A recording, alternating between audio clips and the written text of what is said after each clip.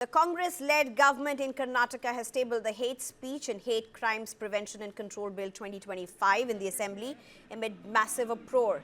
State Law and Parliamentary Affairs Minister H.K. Patel presented the bill among strong opposition from BJP leaders. As Speaker U.K. Khader put the bill to vote, BJP leaders were heard shouting that they would never agree to the tabling of the bill. Some of them argued that the bill was completely unnecessary and demanded that the matter be discussed in the House. In fact, if we can just take the graphics on what really this bill is about, leaders of the BJP have already claimed that the legislation is aimed at leaders associated with Hindutva groups, particularly the communally sensitive coastal belt. The Congress-led government proposed the bill after a series of communal revenge killings in the Mangaluru district of coastal Karnataka drew national attention.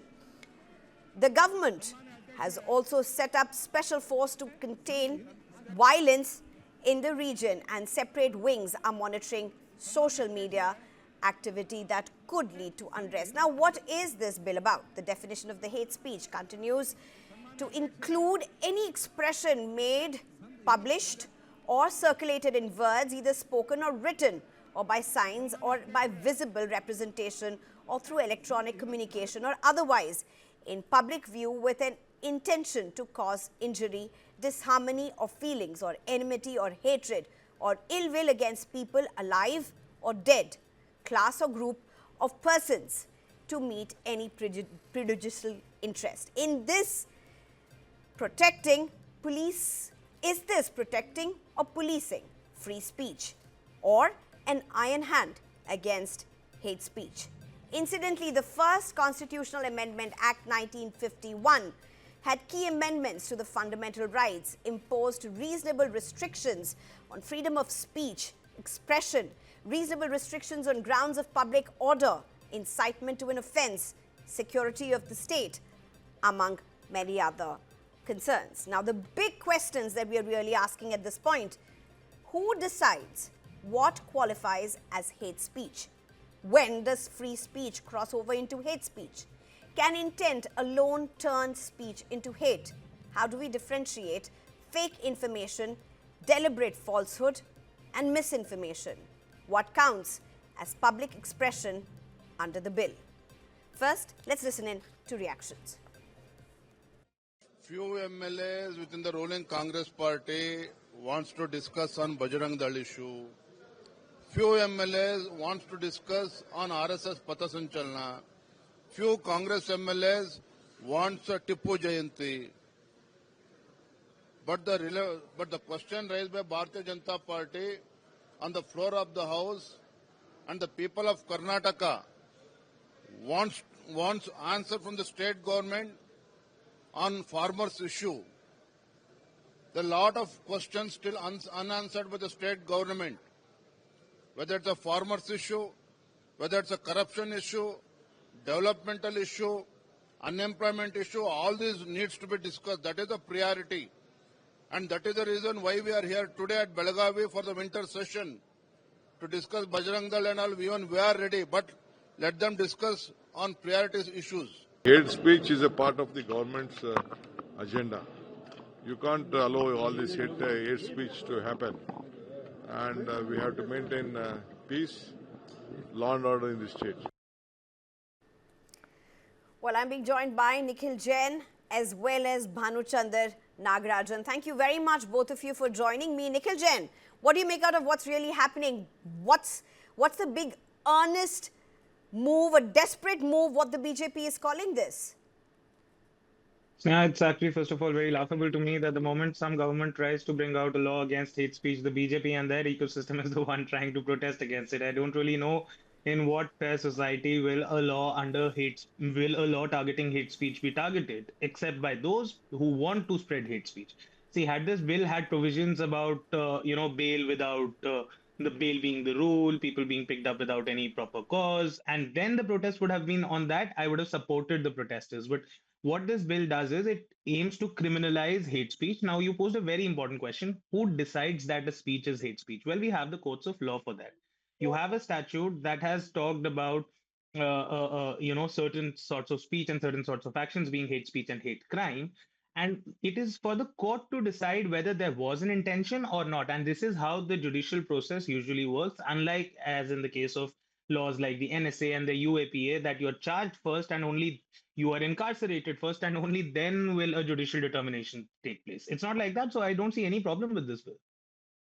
In Bhanuchandra Nagarajan at this point, how do you respond to what Nikhil Jain is saying? Because let's just, a simple question that everybody would ask who's watching this from outside is, why is the BJP feeling that this is going to target them? Because that has been the history of the Congress party under the mask of liberalism and being the party that protects liberty. All they have done is curb liberty, curb freedom, put unreasonable restrictions on critics, media people, and it is there in their DNA. And you started with mentioning the 1951 First Amendment, right? That was a draconian amendment, right? And after that, they have a history of banning books. Several books were banned. Majru Sultanpuri was arrested for writing a poem. The movie Ganga Jamuna, Dilip Kumar's movie, the censor board was asked to do 250 cuts. And not only that, common people were put under sedition charges. There was a guy called Ram Nandan. He was actually jailed for 3 years. And not only that, even President Rajendra Prasad, he was not able to, his views on critiquing Nehru's government actually were censored. So the thing is, I'll just come to you, Sneha. No, but Bhanuchandra Nagarajan, going by what the Supreme Court has said, and the Supreme Court has made it categorical that it is the sacrosanct duty of the state to protect free speech, to ensure freedom or an end of hate speech. This is no one else but the Supreme Court saying this. So if the Congress is arguing, if the Karnataka government is arguing that what they are doing is in line with what the Supreme Court is saying, how would you object that? The thing is, what is the need for it? The thing is, there are already laws for it. So the only intention that I see is to, create these, create these gray areas so that they can arrest people who are critical of the government. They can arrest media people. You guys should be really worried about it. Nikhil Jain, I think our viewers may remember it, some of them, but let's just recall this, the Congress amendment that they tried to move for 66A of the IT Act, the UPA government, if you remember. That was also one of the major moves that was struck down by the court. And that's right there before everybody. A simple question that's being asked, what's the need for another act, another bill in this particular case? You have the Bharatiya Nyaya Sanhita, which gives all of these clauses. You have several sections that are very, very clearly strong, that can be very strong against hate speech. Why bring out another bill, another act, which seems to be all inclusive and is based on intent? So, Sneha, first of all, my friend here said that the First Amendment was draconian. Again, I don't think he knows the historical backdrop for it. One of the primary reasons the First Amendment to the Constitution was brought was because there were various court judgments that struck down land reforms that the government was trying to do, the abolition of zamindari, because there was a fundamental right called the right to property, which is why it was felt necessary to remove that right so that land from the zamindars could be distributed in the tillers and the peasants. And because there were certain court judgments which were taking an absolutist view of the fundamental rights, it was felt that there is a need to include the proviso in Article 19, which was reasonable restrictions, which has stood the test of time by the courts and successive governments. If indeed agree, the Nikhil. First Amendment was draconian, let the just BJP to add remove to that. what you are saying, and that very argument can be used against you, in the sense that when you already have these provisions, when the Constitution is very clear about what is what, when you have reasonable restrictions just for these reasons, that you cannot go onto anybody else's territory in the name of free speech, where everything needs to be controlled, contained, and the grounds have been specified for reasonable restrictions. And this then is also enumerated in several legal provisions. Why a separate act altogether? Sneha, I'll answer that. So first of all, Constitution is the guiding light for all statutes. It's what in jurisprudence we call the ground norm, the basic law. It is not the provision of law that deals with specific things per se. For that, you have the IPC and the other sections and other statutes, and this is an example of that. You ask me why is it needed when you already have provisions in the BNS for this? It is needed because the provisions in BNS talk about speeches against a religion. They talk about speeches that can create a problem in public order. They don't talk about speeches or actions that are aimed at targeting a specific community. There is no specific section for that. Of course, those sections can be But used, this but is they are not the ones specifically targeting it, which is why I'll a allow need for a I'll allow specific law Bhanuchandra was there. Nagarajan to come on to come And to let me just respond give to you an that. example for that. But Let me Nikhil, just give even an the example for act that as that well. you are, which Karnataka is trying to bring about, is not about one community. It's about individuals. Certainly. It's about groups. It's about groups of people. It is about community. It is not just about community. You are talking about a clause of community, but No, no, the that's Congress government is not looking only about that clause. If that's what you're talking about, Nikhil Jain, quick rebuttal. thank you. So what I'm talking about is hate speech is against, it can be against an individual, a community, a caste, a religion, or so on and so forth. Right now, the provisions that you have in existing laws only talk about speeches that can affect public law and order. So if somebody says that Nikhil Jain is a pathetic individual and he should be lynched in public, that is hate speech, but that cannot be governed by 295 I would because disagree, it but is not going to Bhanuchandra affect Nagarajan public law respond and to order. that. See, again, Sneha, thing is, it is the intent. Okay, again, they want to create something unnecessarily. All the rules are already there for it. That's why I went back to history just to remind people about it. Nikhil said that, like, I did not know about stuff, but like, what about the 1951 Press Act, Objectionable Materials Act? A TOI column was removed. But that's not what Okay, we were talking about.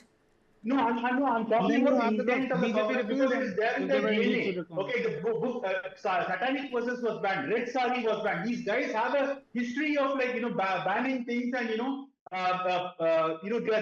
a threat to the freedom of speech. And I think repeatedly, Please like through unban them. various instruments, they keep doing it. And this is again, there is no substance in the law. They again, it is in the spirit of the. It is in the DNA of the Congress to keep censoring people, and they are enemies of freedom and should be called out. That's why I'm actually, playing the history of this party. Okay, very quickly, Nikhil Jain.